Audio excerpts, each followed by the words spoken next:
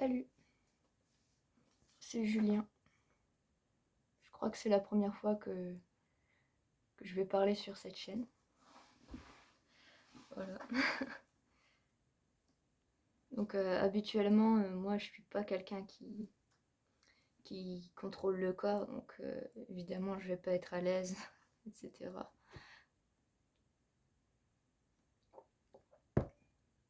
Mais je fais partie des plus anciens, donc ça va en fait. C'est plus le contact caméra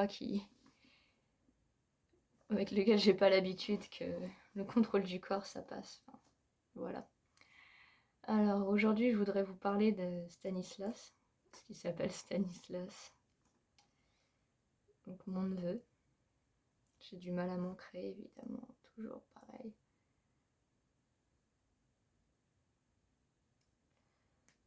Voilà. J'ai une casquette licorne qu'on a achetée sur Paris.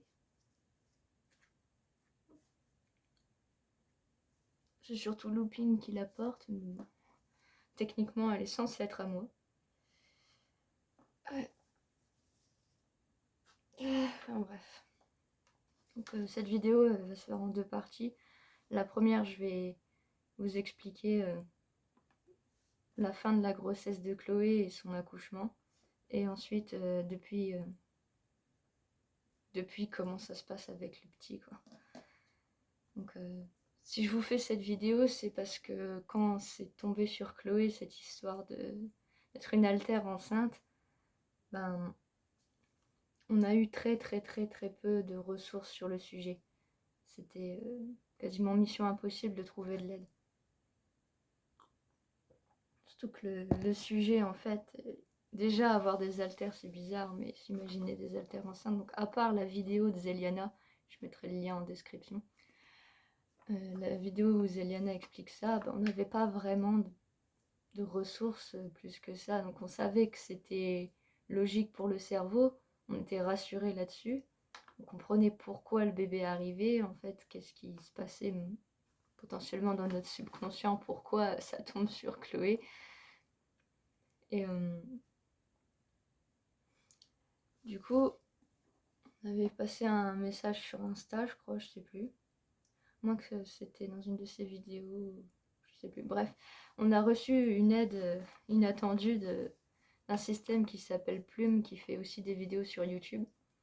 Donc, Plume Système ont choisi de ne pas parler trop, enfin de ne plus parler de la grossesse de deux de leurs altères, pardon, parce que ils ont reçu beaucoup de haine sur ce sujet-là, en fait, d'incompréhension surtout, et des gens qui se moquent, qui disent que c'est pas possible, enfin l'habituel, quoi. Donc notamment peut-être parce qu'ils ont une plus grande communauté sur TikTok aussi, et peut-être que c'est ça qui fait qu'ils ont reçu davantage de haine. Nous ça va, on a très peu d'abonnés, donc les vagues de haine on connaît pas encore, donc on peut se permettre d'en parler, ce qui est une bonne chose. Et ça pourrait aider d'autres systèmes en fait qui traversent la même expérience, bah, d'avoir un récit en fait. Peut-être, enfin, je pense pas qu'on va être de bons conseils pour dire comment on doit faire, parce que je pense que c'est comme les grossesses physiques, chacune est unique, mais au moins ça pourra apporter quelque chose aux gens. C'est moi qui me suis chargée d'en faire une story à la une sur Instagram, parce que je me suis dit que ce serait utile en fait. Donc voilà. Et c'est pour ça que c'est moi qui fais cette vidéo, parce que ça suit le mouvement de ce que je fais à l'écrit en fait. Je suis plus à l'aise à l'écrit. Enfin, toute la joyeuse troupe est plus à l'aise à l'écrit en vrai. Sauf pour ce qui est de chanter. Il est possible que cette chaîne finisse en 100% chanson un jour. Enfin, peut-être pas 100%, mais au moins 50%, on espère. Bref, je me perds. Donc, ouais, merci Plume. Vraiment, merci beaucoup. En plus, c'était rigolo, c'est qu'on a des animaux totems un petit peu.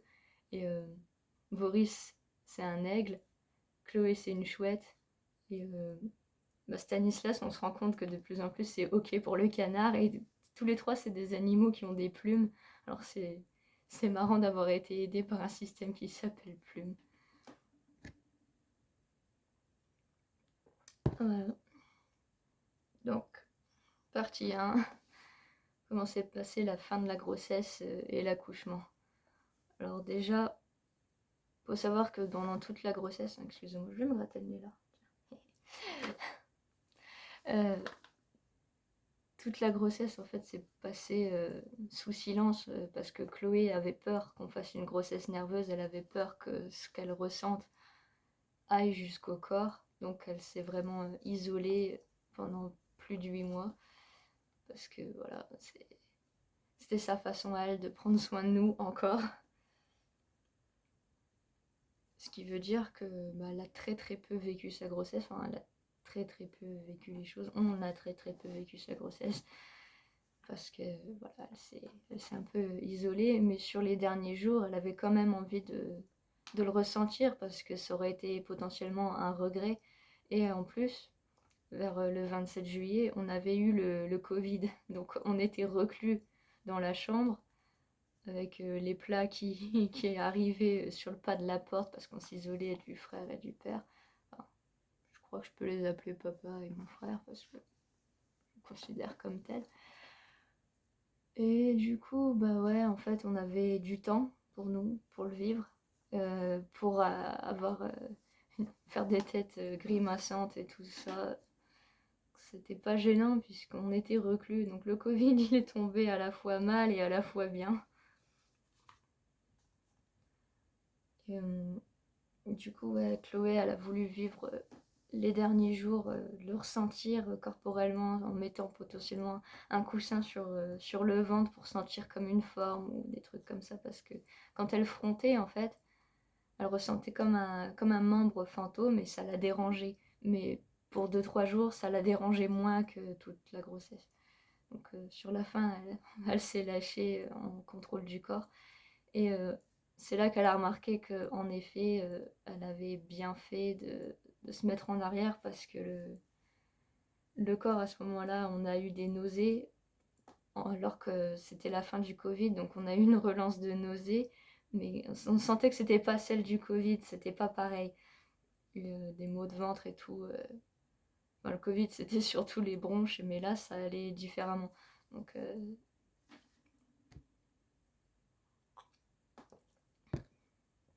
voilà, voilà. C'était pas les mêmes ressentis que le Covid, mais c'était pas forcément agréable. Mais en même temps, ça l'était parce que c'était pour elle une façon de vraiment le vivre. Ensuite, donc l'accouchement, en fait, on a fait plein de recherches, mais vraiment sur le tard. C'est surtout Akano qui s'est occupé de ces recherches-là parce que Akano gère tout ce qui est sport et santé. Enfin, souvent, moi, je l'aide pour le sport, mais c'est elle qui s'occupe de tout ce qui est lié à la santé. Enfin, la santé physique, en fait. Chose que... Enfin, ça fait partie des phobies de Yoko, de Wazat et des gens, entre guillemets, qui gèrent le corps habituellement, mais ont ce genre de phobie-là. Donc, Akano existe un peu pour pallier à ça. Enfin, elle n'existe pas pour ça, mais en tout cas, elle arrive à y pallier. Et du coup, c'est elle qui s'est dit, allez hop, c'est parti, je vais faire des recherches. Donc,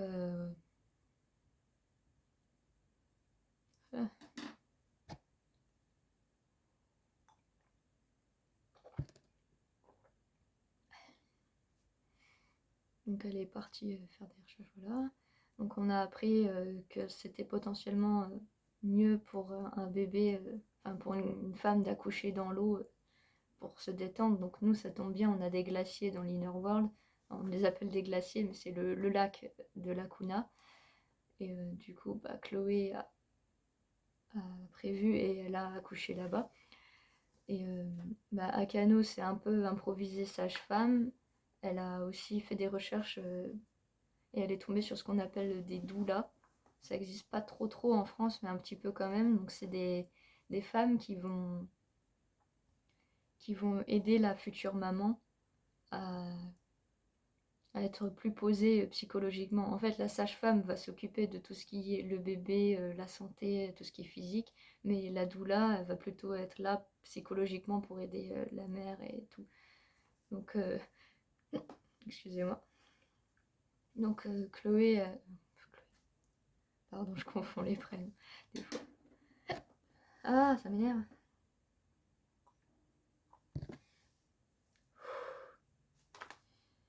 Donc ouais, Akano, elle a fondé ce qu'elle a appelé un gang de doula. Moi, j'en faisais partie avec Pion, Nebula, Yoko, et puis... Après, Boris, c'est pas vraiment une doula, c'est le père, donc ça compte pas trop. Mais ça compte quand même. Ça compte pas parmi les doulas. Et du coup, bah, l'accouchement s'est déroulé dans l'Inner World, mais un petit peu aussi de façon dans le monde physique. Dans l'Inner World, voilà, j'ai dit c'était les glaciers et l'eau. Juste avant d'accoucher, on est parti écouter un témoignage d'expérience positive d'accouchement dans l'eau. Ça nous a permis déjà de prévisualiser ce que ça allait être, donc de se rassurer et en même temps d'apprendre à bien faire les choses.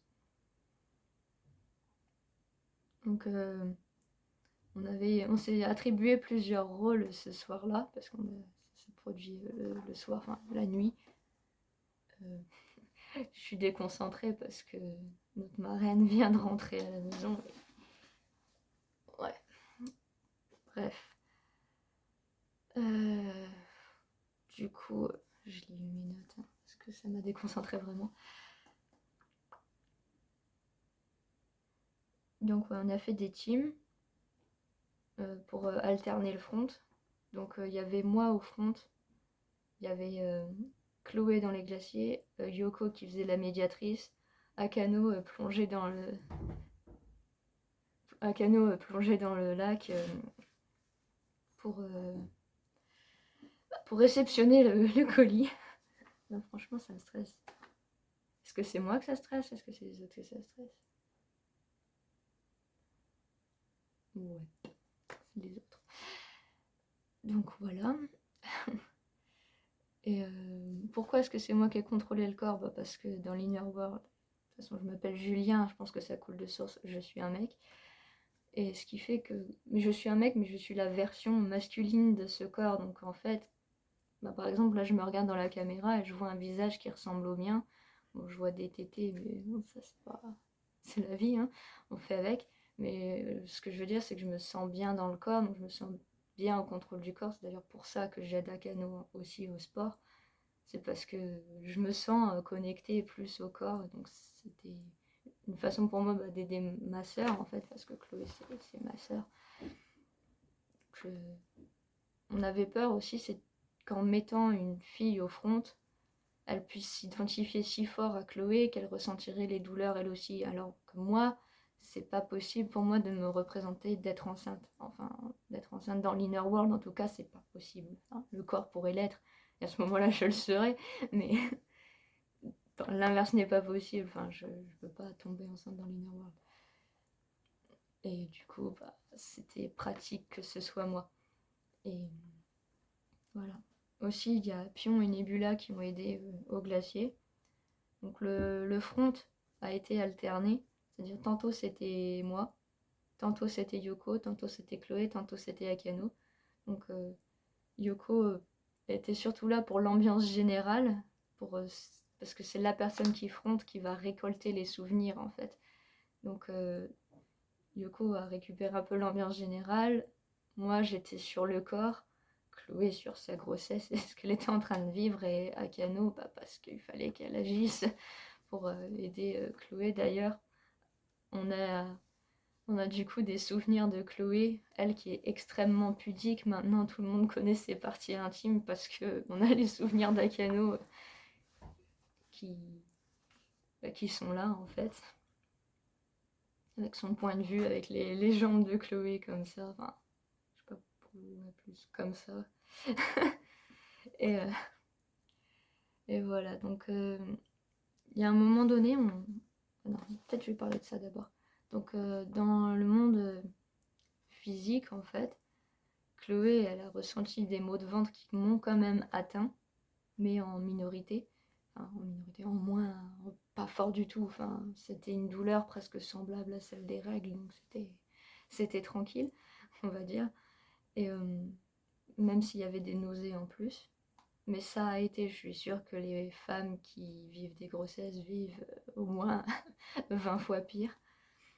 Donc j'ai dû aussi répondre à ces délires, c'est que tantôt elle voulait un coussin, tantôt elle n'en voulait pas parce qu'elle avait besoin d'une matière pour ressentir comme un ventre, mais dès qu'elle posait quelque chose sur le ventre, bah elle ressentait comme s'il y avait un poids sur son bébé et du coup ça lui faisait peur, donc elle enlevait le coussin, elle le remettait. Et elle a aussi voulu se mettre dans une tenue décontractée, donc on a un énorme t-shirt rouge XXL qui faisait partie de notre tenue de théâtre. Et à un moment elle a voulu le mettre, à un moment elle l'a enlevé. Franchement, elle a eu plein de délires comme ça, et moi, bah, tout ce que je pouvais faire, c'était mettre le t-shirt, l'enlever, enfin, faire ce que je pouvais pour répondre à ses besoins et à ses idées loufoques, pour qu'elle soit le plus détendue possible. Et voilà, donc ensuite, une fois que le bébé est commencé à sortir, donc dans l'eau, ça glissait tout seul, en fait, donc c'était sympa. Enfin, c'était cool pour elle, pour lui, pour tout le monde. Et il y a un moment donné, on a senti une grosse fatigue du corps. On allait s'endormir en fait. Ah, j'ai oublié de préciser, on a écouté des ondes binaurales, que je mettrai peut-être en description si on les retrouve, euh, pour faire accoucher un bébé en toute sérénité. Donc c'est des ondes qui sont faites pour les femmes enceintes physiquement, mais on les a écoutées parce que ça pouvait détendre et ça a marché. Donc si je les retrouve, je les mettrai aussi en description. Donc ouais, on a eu à un moment donné une grosse fatigue au moment où Stanislas allait arriver. Et on a vraiment failli s'endormir jusqu'au moment où moi j'ai secoué parce que je me suis dit il faut que le bébé il arrive. Si on s'endort, imagine, ça pourrait créer des problèmes. Donc j'ai eu un déclic, je sais pas comment j'ai fait, mais secouer d'un seul coup, ça, il faut pas dormir. Et à ce moment-là, il y a eu un effet de panique où le bébé il était dans les bras d'Akano, donc il y avait le cordon à couper. Et à ce moment-là, moi j'étais au taquet avec Yoko, le téléphone en main pour noter l'heure de naissance afin de pouvoir faire son thème astral plus tard. Donc on était en train de vouloir faire juste une capture d'écran de l'heure qu'il est, en fait, ça juste appuyer sur un bouton, ça passe. Et de l'autre côté, il y avait Akano qui était là, et en fait, Nebula qui a fait jaillir de nulle part une paire de ciseaux. Et elle l'a balancé vers les glaciers. Pion l'a rattrapé et c'est Pion qui a coupé le cordon. Et ensuite, on s'est relativement endormi pendant, je sais pas, 5 minutes, 5-10 minutes, je sais pas combien de temps ça a duré. Et quand on a réouvert les yeux, donc moi j'étais toujours au contrôle avec Yoko pas loin, et t'avais Akano qui était dans la salle de bain de Nebula en train de nettoyer la plaie du cordon. Donc je pense que si on s'est endormi, ce serait parce que comme il y a une phobie de la médecine en général, peut-être que notre cerveau il n'a pas eu envie de se souvenir d'un acte aussi médical en fait. Et on pense que Akano a vraiment vécu la chose. Enfin, tous ceux qui n'étaient pas au contrôle, enfin, ceux qui n'étaient pas moi et Yoko ont potentiellement vécu des trucs, mais qu'on les a directement oubliés parce que Akano était vraiment dans la salle de bain en continuation de mouvement. Donc on ne sait pas s'il nous manque juste des souvenirs ou s'il y a eu une coupure, on ne sait pas. Voilà, en tout cas, Akano s'est occupé de tout ce qui était mes nettoyages et compagnie. Et après, le petit Stan, il est arrivé dans les bras d'Akano, donné à ses parents. Boris, en fait, il a un tapis en velours rouge qui est de son côté de l'Inner World, et il a posé Stan dessus et il a pris un linge qu'il a fait popper de nulle part, qu'il a mis en rond. Enfin, ça fait une forme comme ça. Et Stan, il est là. Et il n'a pas bougé depuis. que... Oh, j'ai oublié de préciser ça. Le moment où il y a eu la coupe du cordon, on a eu un switch vraiment extrêmement quick de Stanislas qui a pris le contrôle du corps et qui a eu sa première respiration. Donc ça a fait un truc comme ça. Juste, ça a duré même pas une seconde, mais il a pris le contrôle du corps une seule fois, c'était sa première respiration. Donc après avoir pris l'heure en photo, enfin en capture. Voilà. J'ai soif. J'ai soif et j'ai fini mon verre d'eau. Je reviens, je fais une pause entre la partie 1 et 2.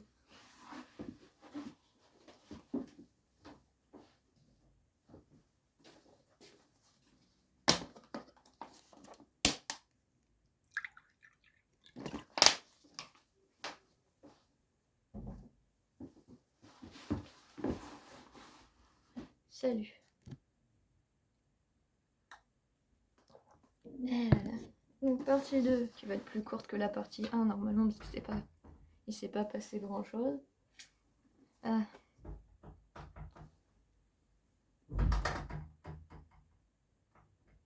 Mais il y a du bruit. Bref, donc depuis un mois et quelques, qu'est-ce qui s'est passé? Donc déjà Stanislas, on pensait qu'il aurait pu être soit un PNJ, c'est-à-dire pas un alter, soit il aurait pu être carrément un alter qui va affronter. On a eu peur en fait de switcher à l'état de bébé en fait, c'est-à-dire d'avoir un bébé qui contrôle le corps. Ça c'est un truc qui nous mettait mal à l'aise à l'idée de le vivre, mais finalement ça on ne le vit pas. Et donc Stanislas n'a pas pris le contrôle du corps après sa première respiration. Mais il a quand même une influence passive, c'est-à-dire que quand il y a un truc positif qui arrive, il va sourire. Quand il y a un truc négatif qui arrive, il va pleurer. Et, donc il sourit quand il y a des trucs qu'il aime. Notamment, là, pour le moment, il y a eu une chanson du groupe Aqua qui s'appelle Viva Las Vegas. Donc, Chloé avait voulu lui faire écouter du Mozart, mais finalement, il a l'air de préférer les chansons un peu fun et tout, et avec, qui parlent de cul, bizarrement. Bref. Il est aussi trigger positivement, je sais pas pourquoi, par tout ce qui est LGBT friendly. Donc peut-être parce que je me préoccupe de lui et qu'il s'attache à moi, je sais pas. Mais tout ce qui est drapeau arc-en-ciel, la fête et tout, la gay pride, il est extrêmement réceptif à ça et on sait pas pourquoi, mais c'est très bizarre pour un bébé d'avoir déjà des pensées à ce sujet, mais voilà, donc il est très, très positif là-dessus. Voilà. Aussi, donc un truc qu'il n'aime pas par contre pour tout ce qui est pleurs et compagnie, vraiment qu'il n'aime pas, c'est quand il entend d'autres enfants pleurer. Enfin, quand on entend des enfants qui pleurent, lui il se met instinctivement à pleurer et lui aussi il n'aime pas entendre des enfants tristes. Et c'est un peu dommage parce que on habite dans un immeuble et il y a des voisins et parfois leurs enfants pleurent, donc du coup on n'est pas bien à ce moment-là. Voilà. Parce que lui, il n'est pas bien et que ses émotions vont se propager un peu au reste de la joyeuse troupe. Voilà. Aussi, on a eu un moment de jalousie entre Nebula et Lacuna, les deux grandes sœurs en fait, parce que techniquement Lacuna elle est là depuis plus longtemps et ce sont ses glaciers, c'est son lac, donc elle pensait se sentir proche du bébé, mais c'est Nebula qui a tout de suite était proche de Stanislas et qui s'est bien occupé de lui. Lacuna, pendant un moment, elle a ressenti une gêne vis-à-vis de son frère, donc elle était pas très bien, elle était jalouse de Nebula et de sa capacité à bien s'occuper d'un bébé. Et finalement, Nebula, elle est partie un peu en retrait, elle a laissé Lacuna s'occuper un peu de Stan, et puis finalement, elles se sont rabibochées comme ça. Sinon, il y a Boris qui est devenu un papa gâteau. Donc il est tout le temps auprès de son fils, il est tout le temps à gazouiller au-dessus de lui, lui faire des bisous, des câlins. Enfin, de toute façon, Boris il est cancer et le cancer, ce signe-là, c'est la maman du zodiaque et Chloé, elle est Capricorne et ce signe-là, c'est le papa du zodiaque. Donc tous les deux, ils ont un peu ce genre de polarité-là où c'est Boris qui va gazouiller et Chloé qui va s'occuper du travail. Donc ouais, Chloé, depuis qu'elle presque, ouais, elle a passé 2-3 jours proche de Stan, mais après, elle a directement repris son rôle bah, de protectrice qui s'occupe aussi des papiers, du ménage, de tout ça. Et en fait, tout ce qu'elle n'a pas pu faire pendant 9 mois, elle s'y est redonnée à cœur joie. Donc, gérer la banque, gérer des trucs comme ça lui a fait du bien. Et surtout sachant que Boris était là pour son fils, enfin, elle ne le laissait pas à l'abandon. Voilà. Et aussi, bah, tous les soirs quand on se couche, Chloé revient vers son petit. Elle ne l'abandonne pas. Elle est juste très contente de pouvoir reprendre son ancien rôle, qui est devenu son rôle tout court. Et ça lui fait beaucoup de bien de se sentir utile, de se ressentir utile. Et Boris, de toute façon, c'est son rôle habituel de s'occuper de tout le monde dans le monde intérieur. Donc là, s'occuper de Stanislas qui ne fronde pas, c'est tout naturel pour lui. D'ailleurs, on a remarqué un truc, c'est que Stanislas a tendance à aimer les gens qui ressemblent à son père. Donc on a lu sur des forums psychologiques que les bébés avaient tendance à apprécier des visages qui leur font penser à celui de leur mère. Et ben lui, c'est Stanislas, c'est les gens qui ressemblent à Boris en fait qu'il apprécie. Donc il aime bien les nez qui partent pointus comme Boris du coup et comme Benjamin Verrecchia, il aime bien sa tête et il est devenu fan de.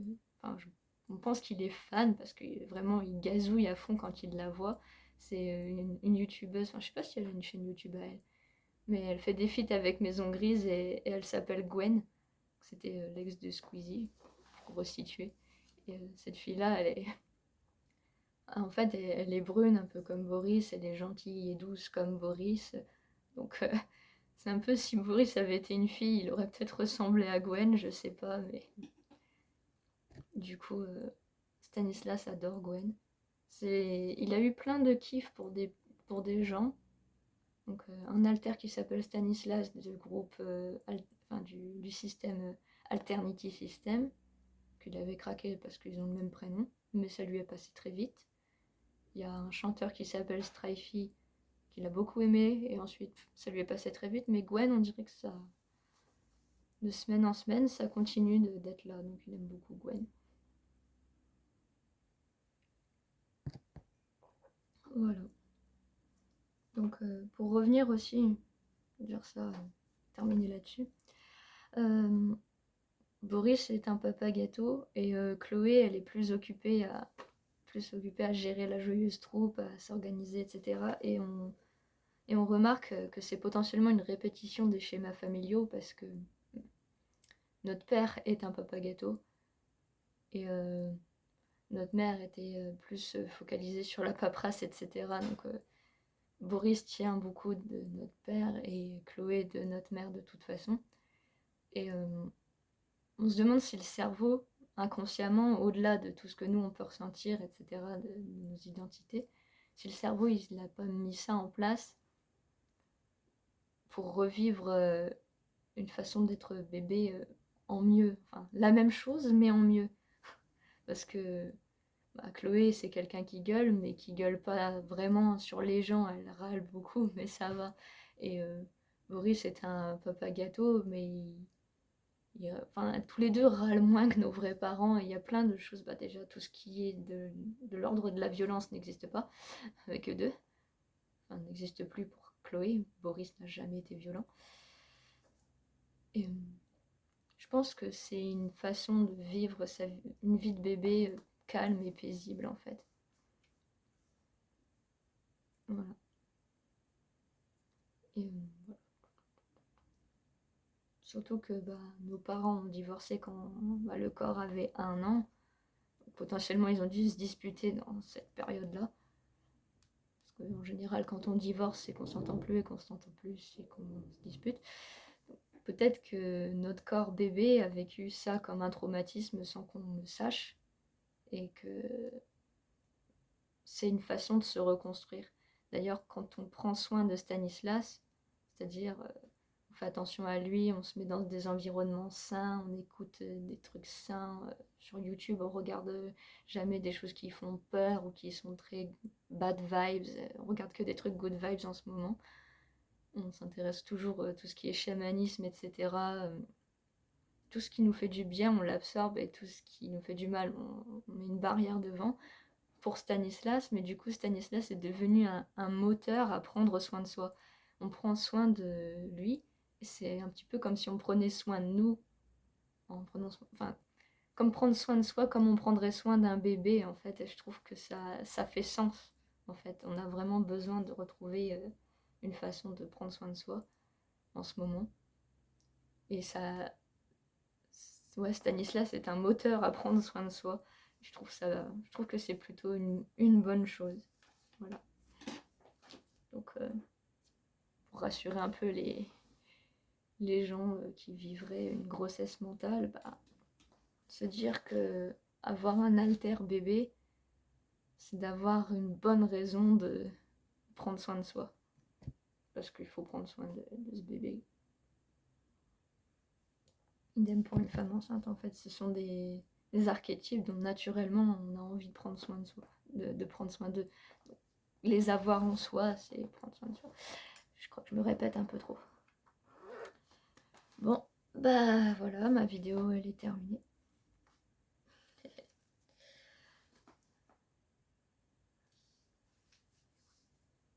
Salut à tous, prenez soin de vous. On rappelle qu'il y a toujours la novella d'Yoko sur Wattpad. On a plein de retours positifs là-dessus, donc c'est cool pour elle. Donc Wattpad, Instagram dans la description, et toutes les ressources que j'aurais oubliées dans cette vidéo vont être dedans. Enfin, je ferai le tri. Je ferai le tri ce soir, ou Yoko fera le tri. Excusez-moi pour le hockey aussi. Bon, bah, est-ce que j'arrête à 32 minutes 32 pour faire plaisir aux enfants, dont Yoko? Ouais, allez, je vais faire ça. Salut, bye bye, bisous.